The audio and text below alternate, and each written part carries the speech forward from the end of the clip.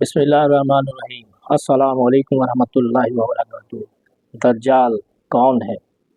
دجال کیسا ہوگا اور دجال کیا کرے گا؟ اللہ کے رسول صلی اللہ علیہ وآلہ وسلم نے اپنی امت کو دجال کے فتنے کے بارے میں لمحہ لمحہ آگاہ کیا، اور ایک مضبوط حدیث ہے دجال کے بارے میں کہ اللہ کے رسول صلی اللہ علیہ وآلہ وسلم نے ظہر کی نماز کے وقت مدینے میں تمام لوگوں کو مسجد نبوی میں بلایا، تو تمام صحابہ علی رضی اللہ تعالیٰ عنہ نے دیکھا کہ حضرت تمیم رضی اللہ تعالیٰ عنہ مسجد نبوی میں موجود ہے، تو اللہ کے رسول صلی اللہ علیہ وآلہ وسلم نے بولا کہ میں نے مخاطب ہو کے بولا کہ میں نے آپ لوگوں کو دجال کے فتنے کے بارے میں بہت دفعہ بتایا، اور یہ حضرت تمیم رضی اللہ تعالیٰ عنہ جو ایک واقعہ بیان کر رہے ہیں یہ آپ سنیے۔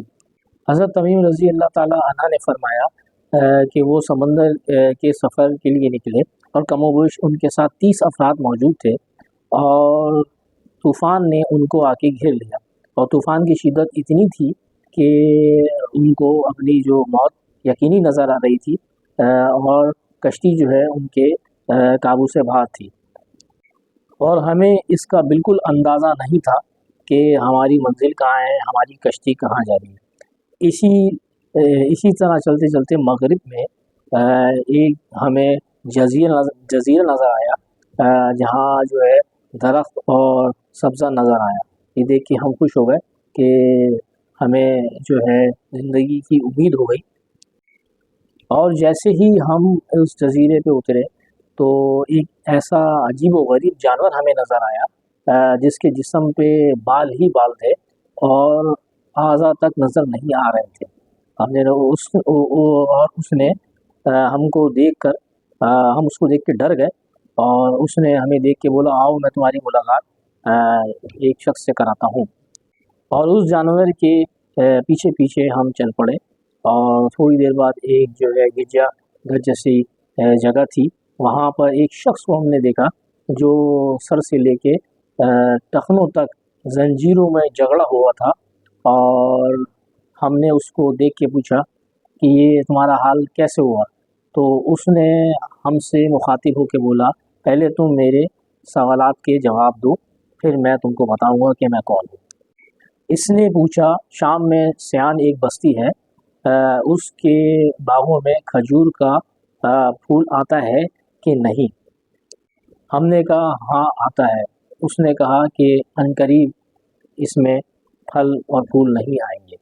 اس نے ہم سے دوسرا سوال پوچھا کہ بحیرہ طبریہ میں پانی موجود ہے کہ نہیں؟ ہم نے کہا وافر مقدار میں موجود ہے اور لوگ اس سے سیراب ہو رہے ہیں۔ اس نے بولا عنقریب یہاں پر پانی نہیں ہوگا۔ اس نے پوچھا زغر کے چشمے میں پانی ہے کہ نہیں؟ ہم نے اس کو جواب دیا کہ اس میں بھی وافر مقدار میں پانی ہے اور لوگ اس سے بہت زیادہ فیضیاب ہو رہے ہیں۔ پھر اس نے کہا چوتھا سوال پوچھا کہ آپ نبی الامین صلی اللہ علیہ وآلہ وسلم کے بارے میں بتائیے کہ انہوں نے مکے سے مدینے ہجرت کی کہ نہیں کی؟ تو ہم نے بولا کہ آخری نبی کریم صلی اللہ علیہ وآلہ وسلم نے مکے سے مدینے ہجرت کر لی۔ پھر اس نے پوچھا کہ مکے والوں سے انہوں نے جنگ کی، مکے والوں نے ان سے جنگ کی؟ تو ہم نے کہا جی ہاں انہوں نے جنگ کی، اور لوگوں نے ان کے اسلام میں داخل ہو گئے، تو اس نے بولا کہ یہی ان کے حق میں بہتر تھا۔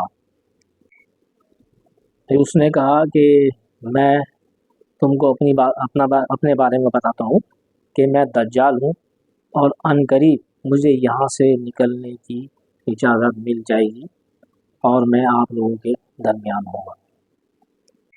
اس وقت حضرت تمیم رضی اللہ تعالیٰ عنہ کے اس واقعے کو بتانے کا مقصد یہ ہے کہ ہمیں اپنے آپ کو اپنی اولادوں کو بچانا ہے اور ان کو روشناس کرانا ہے کہ ہمیں کس طریقے سے فتنوں سے بچنا ہے اور گناہوں سے بچنا ہے۔ جزاک اللہ۔ السلام علیکم ورحمۃ اللہ وبرکاتہ۔